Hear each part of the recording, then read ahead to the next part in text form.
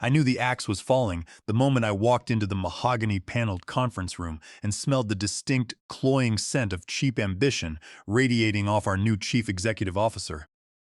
Olivia Hastings, the founder's 32-year-old daughter whose business acumen was inherited entirely alongside her daddy's hairline, was sitting at the head of the long table like she was waiting to order a mimosa at a Sunday brunch. The air conditioner overhead was humming a low, mournful tune, probably grieving the death of common sense in this corporate building. I took my seat near the back, placed my silver phone face down on the glass surface, and waited for the circus to start. Olivia did not believe in warm-ups or professional courtesy. She believed in disruption, which in modern corporate speak simply meant breaking systems she did not understand and blaming the engineering team afterward. She cleared her throat with a dry sound that resembled a pebble rattling inside an empty tin can. "Donald," she said, flashing a manicured smile that was all porcelain teeth and zero genuine warmth. "We have been reviewing the operational redundancy metrics for the third quarter. It seems your position as chief systems architect is, how do I put this politely, legacy baggage." I did not blink or shift in my chair. At 55 years old, I have spent 27 years in the enterprise technology trenches. I have survived dot-com bubbles bursting, economic meltdowns, and a difficult divorce from a woman who thought an investment portfolio meant buying scratch-off tickets at the gas station. You learn to spot a corporate hustler from a mile away. "Legacy baggage," I repeated, keeping my voice flat and steady. It carries a heavy Texas drawl, slow and measured, the kind that sounds perfectly polite right up until you realize it is wrapping around your neck. Is that what we are calling the core financial backbone of Zenith Network Systems now? Because the last time I checked the internal ledgers, my legacy baggage processes roughly $65 million per day in live client payment transactions. Olivia laughed. It was a practiced, airy sound she had likely perfected at a finishing school. "Oh, Donald, we are moving to cloud-native microservices. We are pivoting to a decentralized artificial intelligence model. Your on-premise mindset is cute, but it is fundamentally obsolete. Effective immediately, your role is eliminated." She slid a heavy manila envelope across the polished table, stopping it exactly 3 inches from my knuckles. The other board members sitting around us, men I had made extraordinarily wealthy over 27 years, men I had saved from brutal federal audits, men who had eaten slow-cooked brisket at my backyard barbecues, stared intently at their shiny shoes. Cowards, every single one of them. They knew precisely what was about to happen, but they let the founder's privileged daughter pull the trigger because they were terrified of her father, Walter Hastings. I did not reach for the manila envelope. I did not shout or raise my voice. I just looked directly at Olivia. She was wearing a tailored designer blazer that cost more than my very first pickup truck, but she wore it like a costume. She did not know how the sausage was manufactured. She just enjoyed eating the hot dog at industry galas. "You are terminating my employment," I stated calmly. "I am liberating you," she smirked, tapping her polished fingernails against the wooden tabletop. "Hand over your security badge and corporate laptop, Donald. Building security will escort you to the lobby. We need to focus on fresh, youthful energy and modern innovation." I stood up slowly from my chair. My left knee popped softly, a quiet reminder of 55 years. On this earth, 26 of them spent hunched over hot server racks and writing core encryption scripts until my eyes bled. I reached into my coat pocket, pulled out my heavy metal access badge, and dropped it onto the glass table. It made a sharp clack that echoed in the heavy silence. "Olivia," I said, lowering my voice an octave. She blinked, her arrogant smile faltering for a microsecond. "Excuse me? You have exactly 10 minutes, I said evenly. "10 minutes for what?" she scoffed, rolling her eyes toward the board members. "That is the heartbeat interval," I replied gently. "You have exactly 10 minutes before the physical servers I own, the ones you just labeled legacy baggage, stop receiving the encrypted handshake signal from my private key. Once that signal expires, the main transaction gateways lock down completely. Everything freezes instantly. Vendor payouts, merchant processing, payroll routing, and client verification. All of it goes dark." The boardroom went dead silent. "Don't be dramatic, Donald," Olivia sneered. "We have administrative passwords." "You have administrative passwords to the user interface. I corrected her patiently. You do not hold the master legal lease to the hardware engine. You see, Olivia, you never read the founding corporate documents. You never read the vendor agreements. You were too busy rebranding our logo to notice that Zenith Network Systems does not actually own our transaction processing servers. I do. I turned my gaze toward the silent board members. Gentlemen, I suggest you check your corporate email. I transmitted the lease termination notice 5 minutes ago. Since my active employment is the explicit legal condition for the lease agreement, and my employment just ended, your access terminates. I checked my wristwatch. You have 7 minutes remaining. Get out! Olivia shrieked, her pale face flushing a blotchy red. Get him out of here right now. Security. 2 uniformed guards stepped forward from the door. I did not force them to touch me. I smoothed my jacket, picked up my leather briefcase, and walked toward the exit. I paused with my hand on the brass door handle. You might want to place a phone call to your father, Olivia, I said over my shoulder. Tell him he still owes me for that brisket. I walked out of that high-altitude boardroom and stepped directly into the carpeted hallway. The fluorescent lights overhead buzzed with a low electronic hum, and the air smelled faintly of industrial carpet cleaner and corporate deceit. I did not look back over my shoulder. I walked straight to the elevator bank, pressed the down button for the parking garage, and waited. My heart was not pounding in my chest. My hands were not trembling. A cold, granite-hard clarity settled into my ribs like a block of dry ice. They believed I was just a disposable line item on a balance sheet, an old engineer who could be erased to inflate the executive bonus pool. They failed to realize that I was not merely an employee at Zenith Network Systems. I was the foundational architect, and they had just unplugged their own life support. I stepped into the elevator cab and watched the doors slide shut, cutting off the panicked view of the front desk receptionist who was already frantically answering a ringing telephone. As the elevator descended 10 floors to the garage, the 10-minute timer was silently ticking away. By the time I reached my vehicle, the first automated client heartbeat check would fail. I stepped out into the humid afternoon air of the parking lot. I put on my polarized sunglasses, unlocked my silver Ford pickup truck, and climbed into the driver's seat. I tossed the severance envelope onto the passenger seat without opening it and turned the key in the ignition. The engine roared to life with a deep, familiar rumble. I did not drive straight home. I was not going to hide in my house and wallow in self-pity. Instead, I drove 3 miles down the road to a quiet neighborhood tavern called the Rusty Anchor, a place where the draft beer was poured cold, the wooden floors were worn smooth, and nobody asked you about corporate key performance indicators. I took a stool at the far corner of the bar, ordered a double bourbon neat, and placed my personal phone onto the polished wood.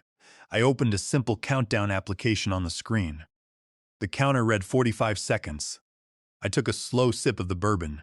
It possessed a clean, sharp burn that washed away the lingering taste of Olivia's expensive perfume. I watched the digital numbers tick down to 0, 3, 2, 1, 0. My phone did not ring immediately. That is the true mathematical beauty of a complex system failure. It does not occur with a sudden dramatic explosion. It occurs through quiet suffocation. It begins imperceptibly. A failed data packet here, a minor network timeout there, expanding outward like ripples in a dark pond. I signaled the bartender for a refill. Keep them coming, Hank, I said. I am celebrating an occasion. Oh yeah? Hank grunted, wiping down the bar top with a clean towel. What is the occasion, Donald? I just became the most expensive independent consultant in the state of Texas, I replied with a slow smile. My phone screen illuminated with a cascade of high-priority notifications from the internal engineering Slack channel. I had not been removed from the workspace yet because Olivia's modern disruption team was far too incompetent to revoke my master single sign-on credentials properly. System alert.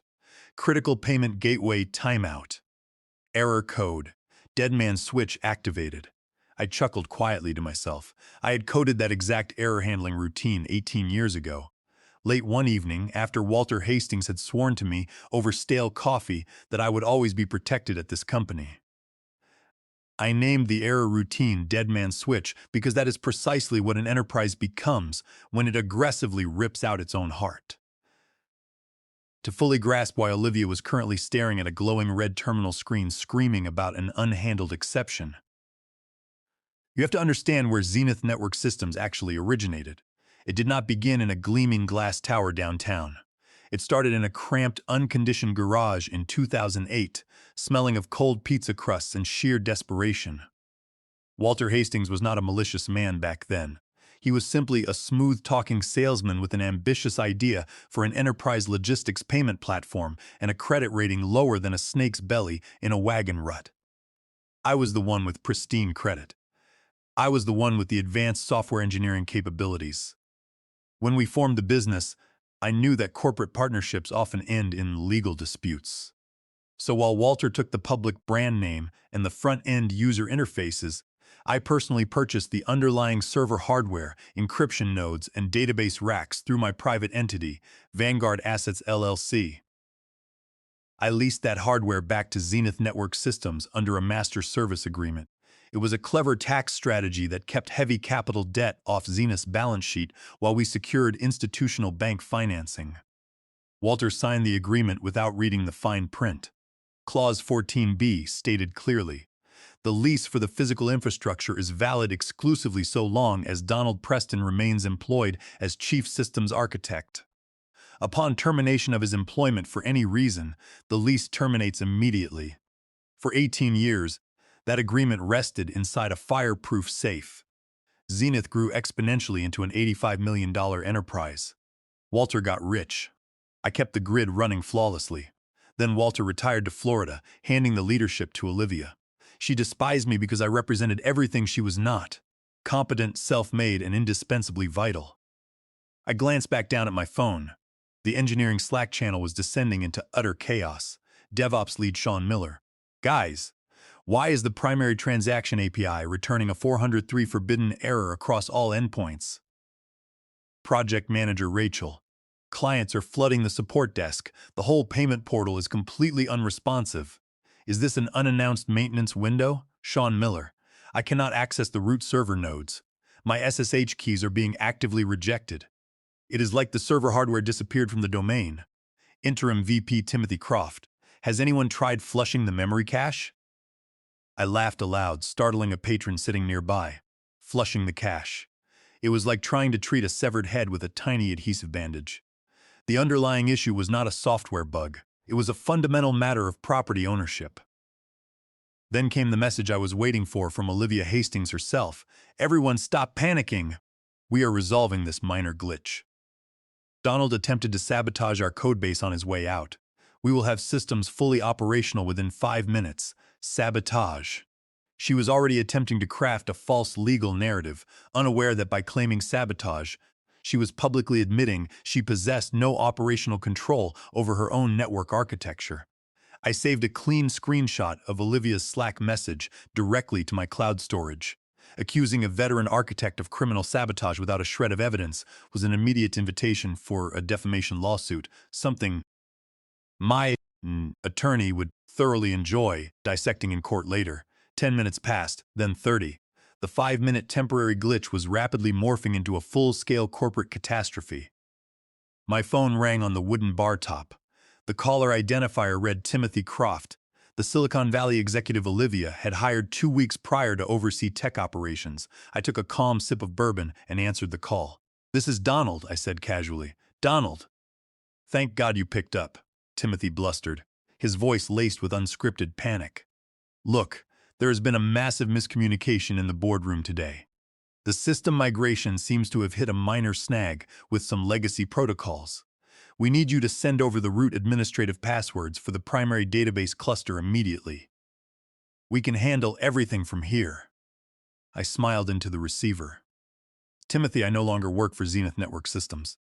Providing you with administrative access keys to systems I do not manage would be a direct violation of the Computer Fraud and Abuse Act under Title 18 of the United States Code, Section 1030. I cannot access network infrastructure I am not authorized to operate. Don't give me that legal garbage." Timothy snapped, his polished executive facade crumbling instantly. Olivia is screaming in the hallway. "The entire payment gateway is offline. Just text me the root password so we can resolve this."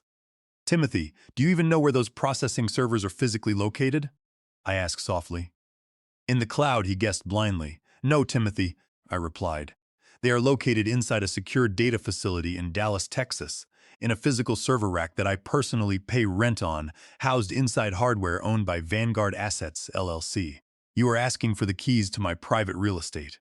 Wait, he stammered, long silence filling the line.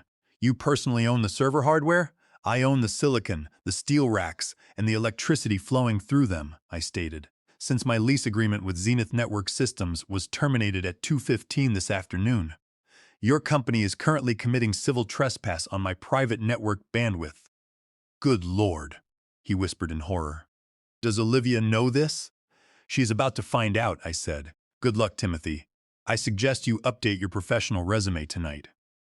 I disconnected the call. The technical team now realized this was not a minor software bug. It was an insurmountable structural void. They were attempting to drive an expensive vehicle that possessed no engine, and they had just discovered the hood was welded shut. By 4:30 that afternoon, the hashtag Apex Network Down was trending nationally across social media platforms. Regional banks, healthcare networks, and retail vendors were experiencing complete transaction lockouts. On Twitter, frustrated business owners were venting their outrage. One prominent logistics merchant posted, Zenith Network Systems just froze our entire fleet processing. We cannot dispatch drivers or collect payments. Over $100,000 in daily losses. Back inside the internal company's Slack workspace, the atmosphere had shifted from technical confusion to existential dread. HR Director Brenda Higgins, Team, I just tried to process the bi-weekly employee payroll batch. The system threw a critical gateway failure. Also, we are in serious trouble with the legal department. Several of the junior graphic designers we laid off yesterday are threatening to sue us under the Federal Warning Act. Specifically Title 29 of the United States Code, Section 2101, since they were let go without a 60-day written notice. Does anyone know if we can manually issue paper checks? Accounting lead Peter. Paper checks. Brenda, we have over 400 staff members across 4 states. We threw out the check printing machinery 3 months ago. Then came the definitive moment that shattered whatever remaining loyalty the staff possessed. Because the primary transaction processing node was failing, our automated system monitoring bot began dumping unhandled transaction logs directly into the general company chat channel as an emergency or failsafe. I had configured that diagnostic logging tool years ago to trace system errors, but management had never revoked it. System alert, failed transaction, merchant, elite private jet charters, amount $185,000. Memo, CEO strategic retreat to Cabo San Lucas status. Declined insufficient network authorization. The entire company's Slack channel froze. Employees who had been informed just 2 weeks ago that there was no corporate budget for 3% cost of living adjustments were now staring at a rejected $185,000 charge for Olivia's luxury beach vacation. Senior developer Sean Miller posted, a private jet to Cabo? I was told my team couldn't get approval for $50 replacement monitors. Marketing lead Natalie. We laid off 5 junior graphic designers yesterday to streamline operational expenses. Sean Miller. I am done. I am literally watching my mortgage payment vanish while the CEO tries to fly to Mexico on company funds. Does anyone have Donald's personal phone number? He was the only person who actually ran this company. I took another quiet sip of bourbon. The internal employee mutiny was not being led by an angry labor organizer. It was being triggered by Olivia's declined private jet invoice. It was cold, indisputable reality laid bare for everyone to see. Suddenly, my mobile access to the company's Slack workspace cut off completely. Connection terminated. They had finally managed to revoke my user account credentials. It had taken their IT staff over 3 hours. Frankly, I was unimpressed by their response time. My personal phone chimed with a text message from my lead corporate attorney, Harvey Reynolds. Harvey was a seasoned legal practitioner who wore leather boots to court and could dismantle opposing counsel with quiet precision. Harvey wrote, Zenith's general counsel just called my office. They are threatening an emergency court injunction and a temporary restraining order. I advised them to read Clause 14B of the Master Service Agreement again. I believe their chief lawyer started sweating through his suit. I replied, "Let them sweat, Harvey. It builds character." By 6 o'clock that evening, the Florida sun was setting, and Walter Hastings was finally feeling the heat. My phone rang, displaying Walter's personal cell phone number. I let it ring through to voicemail twice, allowing him to contemplate the full gravity of his situation before I finally accepted the third call. "Hello, Walter," I said, keeping my voice steady and measured. "Donald," Walter gasped out, sounding thoroughly winded, as if he had just sprinted across a golf course. "Thank God you answered. What in the world is happening back at the office?" Olivia called me in tears, saying the entire network collapsed. "The bank chairman just called my personal line. They say our transaction volume is completely zeroed out." "Your network has not collapsed, Walter," I explained calmly. "Your core software is functioning exactly as designed.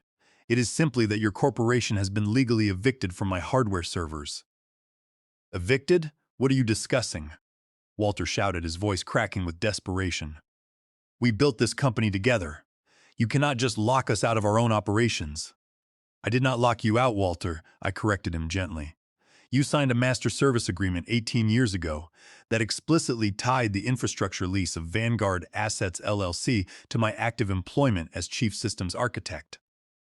At 2 o'clock this afternoon, your daughter called my 27-year career legacy baggage and terminated my employment on the spot. Under Clause 14B, the hardware lease terminated instantly upon my departure. She fired you?" Walter went completely silent for several seconds. Heavy, labored breathing echoed over the line. "She never told me she was firing you. She claimed you resigned voluntarily." "She lied to you, Walter," I said, "just as she lied when she billed a $185,000 private jet to Cabo San Lucas as a corporate strategic retreat." Walter choked on his breath. "A private jet? Oh, sweet Lord. Donald, please. I am begging you for old time's sake. Turn the servers back on. I will fly back to Texas tonight. I will fire Timothy. I will remove Olivia from the CEO position immediately. I will double your annual salary. Just flip the switch back on." "I cannot do that, Walter," I answered softly. "Why not? Is it money? Name your price. I will wire $2 million directly from my personal investment accounts right now."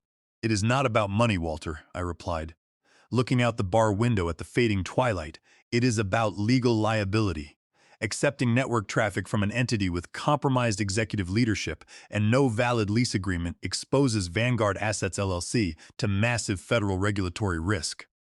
You have unstable management, zero operational control, and your company reputation is currently incinerated on public media. My company does not conduct business with high-risk entities." "You are destroying my life's work, Donald," he whispered brokenly. "No, Walter," I said quietly. "I am simply the coroner pronouncing the time of death. Olivia destroyed your life's work. You just handed her the sledgehammer." I hung up the phone, ending the call cleanly.